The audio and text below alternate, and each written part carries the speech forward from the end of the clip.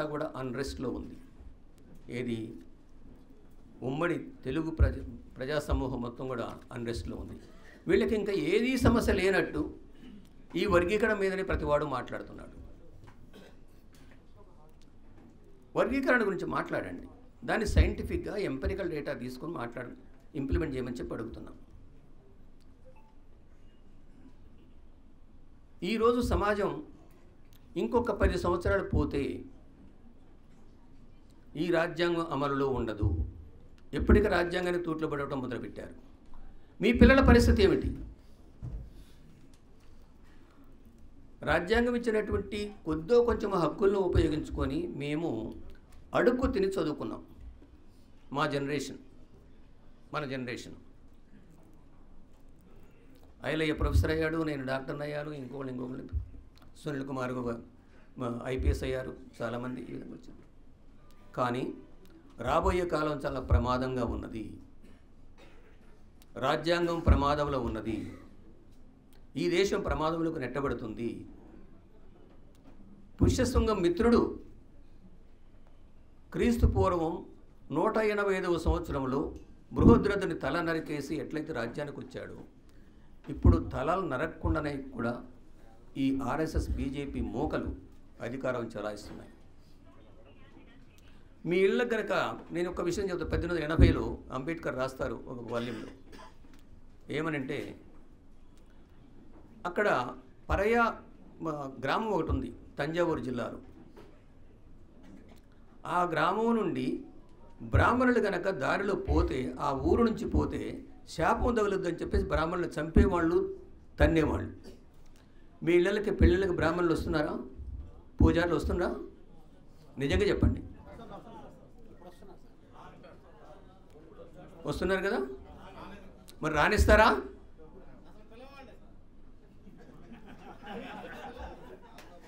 కానీ కింద వాళ్ళ దగ్గర నుంచి రెస్పాన్స్ రావట్లేదు. బాయ్కాట్ చేయండి, బహిష్కరించండి. వాళ్ళు పెళ్ళిళ్ళు చేయకపోతే వాళ్ళు చేసిన పెళ్ళిళ్ళు చాలా పెటాకులైనవి కూడా సందర్భాలు కూడా ఉన్నాయి. అవునా కదా? నేను పిల్లకోడిని పిలిచి పెళ్లి చేసుకోలేదు, నా కొడుకే చేయలేదు, నా బిడ్డకే చేయలేదు. స్టేజ్ మ్యారేజ్ దండలు మార్చుకొని చేసుకున్నాం. మా సంవత్సరాలు బాగానే ఉన్నాయి.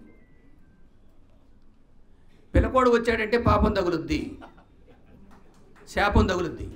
అంబేద్కర్ శపిస్తాడు మిమ్మల్ని. అవునా కదా? నిర్ణయించుకోండి.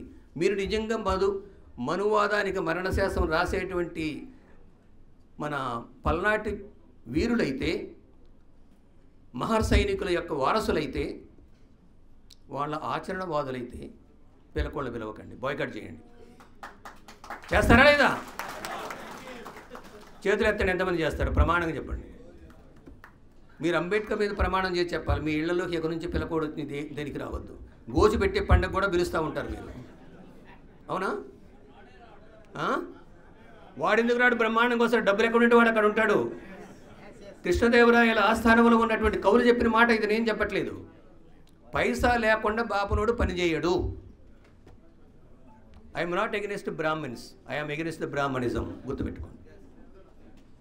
I'm not saying this fearing them, no it's not so. నా మీద బాపునోడు కేసు కూడా పెట్టారు ఖమ్మంలో, మా మనోభావాలు దెబ్బతిన్నాయి అని. నేనేమన్నానంటే, మా తాత ముత్తాతల నుంచి మీ మీద కేసు పెడతారా? మేము మా మనోభావాలు ఎప్పటి నుంచో 3000 సంవత్సరాలు పెట్టి దెబ్బతింటున్నాయి, మీ తాతలు కూడా తవ్వి తీసుకొస్తామని చెప్పాను. సో మిత్రులారా, ఈరోజు సమాజం అన్రెస్ట్లో ఉంది. ఇది ఒక మంచి ఇండికేషను అంట. నేను సమాజం ఎప్పుడైతే అన్రెస్ట్లో ఉంటుందో అది 2 వైపులు ప్రయాణిస్తుంది. ఒకటి డిస్ట్రక్షన్ వైపు, రెండవది కన్స్ట్రక్షన్ వైపు. ఈరోజు మాల సమాజం మిగతా మాదిగల్ని, మిగతా అన్ని కులాలను కూడా కలుపుకొని, బీసీలని, ఎస్సీలని, ఎస్టీలను కలుపుకొని, కొద్దిగా డెమోక్రటిక్గా ఉన్న వాళ్ళతోటి కూడా కలుపుకొని మనం ముందుకు అడుగేయాల్సిన అవసరం ఉంది. వివరాల్లోకి వెళ్ళిపోతారు. రిజర్వేషన్ కేటగరైజేషన్ చేయాలా, ఏ విధంగా చేయాలి, అన్ని విషయాలు ఎక్స్పర్ట్స్ ఉన్నారు ఇందులో. I'm not expert in this. నేను ఒక సోషల్ అండర్స్టాండింగ్ తోటి చెప్పదలుచుకుంది ఏంటంటే, సమాజం అన్రెస్ట్లో ఉంది, రాజ్యాంగం ప్రమాదంలో ఉంది. మనం ప్రజాస్వామ్యం అనుకుంటున్నాము. పెరీ ఆండర్సన్ అని ఇండియన్ ఐడియాలజీలో ఒక మాట అంటాడు, భారత ప్రజాస్వామ్యం మొదటి నుంచి కూడా కులం అనేటువంటి బంగారు పంజరంలో బంధింపబడి చాలా హాయిగా ఉంది అంటున్నాడు. ప్రజాస్వామ్యం ఎక్కడ వచ్చింది? ఇక్కడ ఎవడన్నా నోరు చేసి మాట్లాడితే కేసులు పెడుతుంటారు, ప్రశ్నిస్తే కేసులు పెడుతున్నారు. ఇది ప్రజాస్వామ్యమా? కాదు కదా. కానీ మనం ప్రజాస్వామ్యంలో ఉన్నామని చెప్పేసి భ్రమపడుతున్నాం. మిత్రులారా, ఈరోజు మనం ఒక సామాజిక మార్పు కొరకు మన ప్రణాళిక సిద్ధం కావాలి. సాయంత్రం 7 గంటల తర్వాత 7 గంటల లోపల ఒక ప్రణాళిక సిద్ధం చేయండి. నాకు ఆంధ్ర మాదిగల మీద ఒక గౌరవం ఉన్నది. ఎందుకంటే మా తెలంగాణ వాళ్ళకన్నా చాలా ముందుకు చదువుకున్నారు.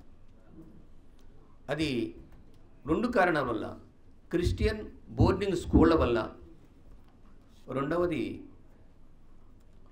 అంబేద్కర్కు వ్యతిరేకంగా గాంధీ మొదలుపెట్టినట్టు హరిజనోద్ధరణ వల్ల హరిజన హాస్టల్స్ వచ్చినాయి ఇక్కడ. అందువని ఆంధ్రప్రదేశ్లో ఉన్నటువంటి మాదిగలు ముందుకొచ్చి ఉద్యోగాలు సంపాదించారు 1970 తర్వాత. తెలంగాణ విషయం తీసుకుంటే తెలంగాణ మాదిగల యొక్క పరిస్థితి ఏమాత్రం తేడా లేదని చెప్పేసి సోషల్ స్టడీస్, ఎకనామిక్ స్టడీస్ చూపిస్తాయి. తెలంగాణలో కేవలం ఒకే ఒక ఐఏఎస్ ఆఫీసర్ మాల నుంచి ఉన్నాడు. అతను బీహార్ వాళ్ళు చంపేశారు, కాంట్రాక్టర్స్. 2 ఐపీఎస్ ఆఫీసర్లు ఉన్నారు మాదిగ కమ్యూనిటీ నుంచి. ఎంప్లాయ్మెంట్లో, ఎడ్యుకేషన్లో, ఆస్తి పరంగా, ఆచారాల పరంగా తెలంగాణలో ఉన్న మాదిగలు ఒకే స్థాయిలో ఉన్నారు. ఆంధ్రాలో ఉన్నటువంటి మాదిగలు కొంచెం సమాన స్థాయికి వచ్చారు. మరి మిగతా 57 కులాలు అంటున్నారు. 57 కులాలు ఉన్నాయో 36 కులాలు నాకు తెలియదు. కానీ మిగతా 57 కులాల పరిస్థితి ఏమిటి? అందుకని నేను 2005లో ఒక ఆర్టికల్ రాశాను. 4 ముక్కలు కాదు 11 ముక్కలు కావాలని ఆంధ్రజ్యోతిలో ఆర్టికల్ రాశాను. ఇప్పటి వరకు బడిమెట్ లెక్కన వాళ్ళకు ప్రయారిటీ ఇవ్వాలి అని చెప్పాను. వాళ్ళకి స్పెషల్ ఫండ్స్ అలాట్ చేసి వాళ్ళకి స్కూల్స్ పెట్టి, ప్రత్యేకమైన స్కూల్స్ పెట్టి, ప్రత్యేకమైన కాలేజీలు పెట్టి, ట్రైనింగ్ సెంటర్స్ పెట్టి వాళ్ళని ఎంప్లాయ్మెంట్లోకి తీసుకోవాలని చెప్పాను. దాని అర్థం నేను వర్గీకరణకు వ్యతిరేకమని కాదు.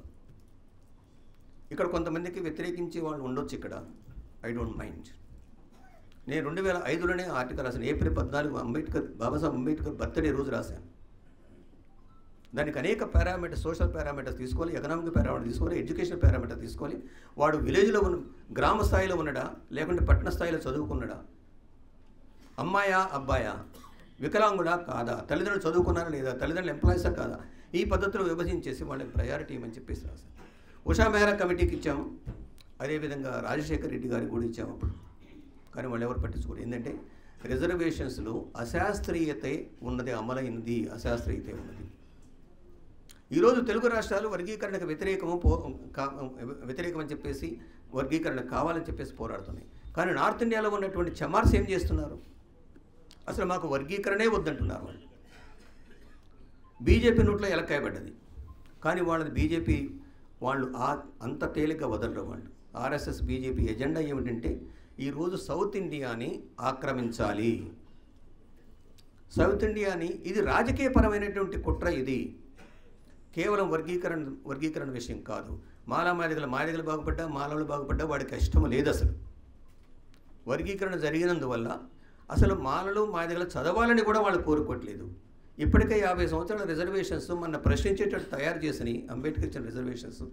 కాబట్టి వీళ్ళ రిజర్వేషన్ ఎట్లా తీసేయాలనే ప్లాన్లోనే ఉన్నారు. కాబట్టి మనం దాన్ని అర్థం చేసుకోవాలి. వాడి యొక్క ప్లాన్ పొలిటికల్ ప్లాన్. ఇక్కడ ఆంధ్రప్రదేశ్లో ఆల్రెడీ బీజేపీ రాజ్యాంగం నడుస్తుంది. ఇక్కడ రేపు తెలంగాణలో బీజేపీ అధికారంలోకి రావడానికి సౌత్ ఇండియాకి గేట్వే అయినటువంటి తెలంగాణను ఆక్రమించడానికి ప్లాన్ జరుగుతుంది. దాని ప్లానే ఇది. I used to say the South Indian MLAs, MPs and ministers all are happy slaves to North Indian bosses. వాళ్ళ యొక్క బానిసత్వాన్ని ఎంజాయ్ చేస్తున్నటువంటి రాజకీయ నాయకులే మనకున్నారు. మనకు ఒక వీసీకి తప్ప తమిళనాడులో డిఎంకి తప్ప. కాబట్టి సౌత్ ఇండియాని ఆక్రమించడానికి మనం గనక వాళ్ళకి పర్మిషన్ ఇస్తే, మనం గనక నిద్రపోతే, ఒక 10 సంవత్సరాల్లో నార్త్ ఇండియా మొత్తాన్ని సౌత్ ఇండియాని లూట్ చేసి పడేస్తుంది ఉద్యోగాలతో సహా. ఇప్పటికి కూడా ఇక్కడ ఉన్నటువంటి ఒక విషయం చెప్పాలనుకున్నాను. సౌత్ ఇండియాలో ఉన్నటువంటి బాపనోళ్ళు మెజారిటీ ఆర్య బ్రాహ్మణ్స్ కాదు. భూత వైద్యులకి జంజాలేసినటువంటి బాపత వీళ్ళు. ఇది నా అనాలిసిస్లో. సౌత్ ఇండియాలో ఉన్న వైశ్యులు కూడా ఆర్య వైశ్యులు కాదు. ఆర్య వైశ్యులు అంటే మార్వాడీలే. గుజరాత్, రాజస్థాన్, బాంబేలో ఉన్నట్టు మార్వాడీలే. కానీ ఈరోజు వైశ్యుల దగ్గర ఉన్నటువంటి వ్యాపారం మొత్తం కూడా గంగలో కలిసేటట్టుంది. చిన్న పిల్లలు ఆడుకునే బొమ్మలను కూడా గ్రామాలకు తీసుకొచ్చేసి అమ్ముతున్నారు. వీళ్ళంతా కూడా మార్వాడీలు. సౌత్ ఇండియాలో ఒక్క బాపనోడు కూడా మీకు ఇది పెట్టలేదు, ఇది మల్టీనేషనల్ కంపెనీ పెట్టలేదు, ఒక టీవీఎస్ తప్ప. సౌత్ ఇండియాలో ఉండే గ్రంథి మాధవరావు తప్ప, జిఎంఆర్ తప్ప ఒక్క వైశ్యుడు కూడా ఒక మల్టీనేషనల్ కంపెనీ పెట్టలేదు. కాబట్టి ఇక్కడ ఉన్న బాపనోళ్ళు కూడా మనకు శత్రువులు కాదు అని చెప్పేసి మనం అనుకోవాలి. ఇక్కడున్న వైశ్యులు కూడా మన శత్రువులు కాదు. ఫర్ దట్ మ్యాటర్ మాలలకి ఏ కులమో శత్రువు కాదు. పల్నాటి యుద్ధం 1818లో జనవరి 1న జరిగినటువంటి కోరేగాం యుద్ధం, వీళ్ళ ఆచరణలో మనము సిద్ధం కావాలి. దీనికి మనం ఏం చేయాలనే విషయం ఆలోచించండి. దానికి ఏం చేయాలి అంటే ఈ అన్రెస్ట్ నుంచి మనము కొన్ని పాఠాలు నేర్చుకోవాలి. ఆ పాఠం ఏంటంటే మనం ఈరోజు ఉనికి కొరకు కోరుకుంటాం. వీ నీడ్ ఒక కొత్త అనుభవాల కొరకు మనం కోరుకున్నాం. మానవ సమాజం ఎక్కడ కూడా ప్రపంచవ్యాప్తంగా 1927లో లైఫర్డ్ ఎడ్వర్డ్ రాసినటువంటి పుస్తకం ప్రకారం మానవులు సహజంగా కోరుకునేది వాళ్ళు కొత్త అనుభవాలు కోరుకుంటారు. మొట్టమొదటి కొత్త అనుభవాలతో పాటు వాళ్ళు కోరుకునేది సెక్యూరిటీ కావాలని కోరుకుంటారు. ఈరోజు మానవులంతా ఎందుకు మేల్కొన్నారు? 30 సంవత్సరాలు నిద్రపోయిన వాళ్ళు సెక్యూరిటీ దెబ్బతినబోతుందని కోరుకుంటున్నారు. లేకుంటే సునీల్ కుమార్ గారు కాదు, ఇంకెవరు పిలిచినా కూడా రాకపోదు మీరంతా కూడా. ఈ సెక్యూరిటీ అనేది చాలా ఇంపార్టెంట్. సెక్యూరిటీ ఎవరి దగ్గర నుండి? మాదిగల ప్రమాదం నుంచి కాదు, సెక్యూరిటీ మనువాదుల నుంచి వచ్చే ప్రమాదం నుంచి మనం సెక్యూరిటీ కోరుకుంటున్నాం. ఇది ఒక ఇండికేషన్. ఆఫ్టర్ ఆల్ 5% బాగుపడ్డారు దేశవ్యాప్తంగా చూసుకుంటే. ఈ రిజర్వేషన్ ఉపయోగించుకున్న వాళ్ళు 5% మాలలైనా మాదిగలైనా. 95% గ్రామాల్లో ఇంకా గోజు పెట్టుకొని తిరుగుతున్నారు. రేపు రాబోయే కాలంలో కనీసం అడుక్కున్నా కూడా తిండి దొరకదు. ఇవంతా కార్పొరేట్ వ్యవసాయం అయితే మన మహానుభావులు ఈ పాలకులు ఉన్నారు కదా, హ్యాపీ స్లేవ్స్ టు మార్వాడీస్. కాబట్టి ఈ సెక్యూరిటీ గురించి మనం వచ్చేటువంటి భవిష్యత్ తరాల గురించి మనం ఆలోచించాల్సిన అవసరం ఉంది. మూడవది ఏమిటంటే రికగ్నిషన్ కూడా కోరుతున్నారు. గుర్తింపు. ఈరోజు చాలామంది ఇక్కడికి వచ్చిన వాళ్ళు కూడా రేపు గ్రామాలకు పోయిన తర్వాత మేము పలానా మీటింగ్కి వెళ్ళాము, నువ్వు రాలేదు అంటే అదేమిటి? గుర్తింపే కదా. ఆ గుర్తింపు కోరుకుంటున్నారు. అన్నింటికన్నా ముఖ్యం ఏంటంటే మాకు సమానత్వం కావాలి, రెసిప్రొకేషన్ కావాలి. మనం ఎవరికైనా దండం పెట్టామనుకోండి, నమస్కారం అన్నామనుకోండి, నమస్కారం అంటే ప్రతి వాడు కనుక నమస్కారం పెట్టకపోతే వీడికి ఎంత పొగరా అనుకుంటాం. మనం ఏం కోరుకుంటున్నాం? రెసిప్రొకేషన్ కోరుకుంటున్నాం. ఈ 4 అంశాలు ప్రపంచంలో ఉన్న మానవుల మొత్తాన్ని కూడా అభివృద్ధి పదవులకు నడిపిస్తాయి. డెమోక్రటిక్గా ఉన్న వాళ్ళు, ఈ దోపిడీ కులాల్లో ఉన్నప్పుడు కొంతమంది డెమోక్రాట్స్ ఉన్నారు. నేను అగ్రకులాలనే మాట వాడను. అగ్రకులం అంటే మనం గౌరవిస్తున్నట్టు, మనం లోపల కిందికి అన్నట్టు. పై కులాలు అనకూడదు, దోపిడీ కులాలు అని చెప్పాలి. ఈ దోపిడీ కులాల్లో కూడా కొంతమంది డెమోక్రట్స్ ఉంటారన్న విషయం ఈ నాగేశ్వరరావు లేకుంటే జయప్రకాష్ నారాయణ కాదు. వీళ్ళ గురించి మనం ఆలోచించాం. వాళ్ళతో కూడా తగాద పడాల్సిన అవసరం లేదు. కాబట్టి మన ఎజెండాను మనం తయారు చేసుకునేటప్పుడు మిత్రులారా, సమాజానికి నాయకత్వం వహించాల్సింది బ్రాహ్మణిజాన్ని ఎవరైతే వ్యతిరేకిస్తారో, సెంచరీస్ టుగెదర్, శతాబ్దాలుగా ఆర్య బ్రాహ్మణత్వాన్ని వ్యతిరేకించిన వాళ్ళు ఎవరైతే ఉన్నారో, ఈ శూద్ర కులాల్లో ఉన్నటువంటి వాళ్ళను కూడా కలుపుకొని మనం మన పోరాటాన్ని కొనసాగించాలి. బ్రాహ్మణిజాన్ని వ్యతిరేకించిన వాళ్ళు మొట్టమొదట దళితులే. మొట్టమొదట బ్రాహ్మణిజాన్ని ఇప్పటికి కూడా వ్యతిరేకిస్తుంది దళితులే. కారణం ఏంటంటే వీళ్ళని ఇప్పటికీ హింసిస్తుంది ఆర్య బ్రాహ్మణిజం. ఆర్యుల దండయాత్ర నుంచి ఇప్పటి వరకు కూడా ఊరు బయట కట్టిపడేసి, అందుకని కులం ఎట్లా ఏర్పడ్డది అనే దానికి నేను ఒక 2 ఆర్టికల్స్ రాశాను 2014 సంవత్సరాల క్రితం. కులం ఎట్లా ఏర్పడ్డది? కమ్యూనిస్టులు ఏం చెప్తారు, లేదంటే మామూలుగా ఏం చెప్తారు, పిల్లలకు పాఠాలు ఏం చెప్తారు? వృత్తుల ద్వారా కులాలు ఏర్పడ్డాయి అని చెప్తారా లేదా? అవునా? మరి వృత్తుల ద్వారానే కులాలు ఏర్పడ్డాయా? మరి కులాలు ఎట్లా ఏర్పడ్డాయి ఈ దేశంలో?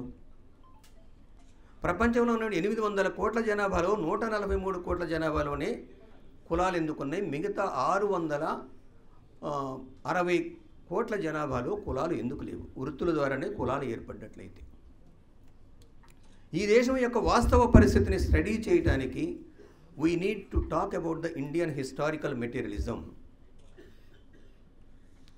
కమ్యూనిస్టులు మొత్తం కూడా యూరోపియన్ హిస్టారికల్ మెటీరియలిజాన్ని తీసుకొచ్చి ఇక్కడ రుద్దారు. కానీ వాస్తవంగా ఇండియన్ హిస్టారికల్ మెటీరియలిజం అనేది అది చారిత్రక భౌతికవాదం అనేది ఇండియాలో సపరేట్గా ఉన్నది. దీని గురించి స్టడీ చేయాల్సిన అవసరం ఉంది మేధావర్గం కూడా. కాబట్టి మిత్రులారా, ఇక నేను ఫైనల్గా చెప్పదలుచుకుంది ఏంటంటే, ఈ రెస్ట్లెస్నెస్ నుంచి, ఈ అశాంతి నుంచి ఒక శాంతియుతమైనటువంటి ఒక డెమోక్రటిక్ ప్రాసెస్ నడవాలి.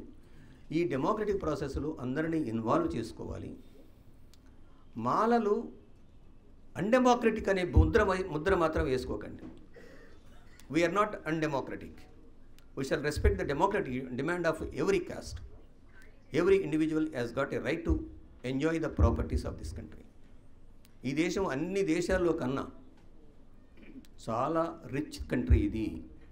మినరల్ రిసోర్సెస్ ఉన్నాయి, హ్యూమన్ రిసోర్సెస్ ఉన్నాయి, వాటర్ రిసోర్సెస్ ఉన్నాయి, ఫారెస్ట్ రిసోర్సెస్ ఉన్నాయి. కాబట్టి ఈ దేశాన్ని కాపాడుకోవాల్సిన బాధ్యత మనది. మొదటి నుంచి కూడా మనం ఆర్య బ్రాహ్మణులతో తగాదపడ్డాం, ఆర్య వైశ్యులతో, ఆర్య క్షత్రియులతో తగాదపడ్డాం.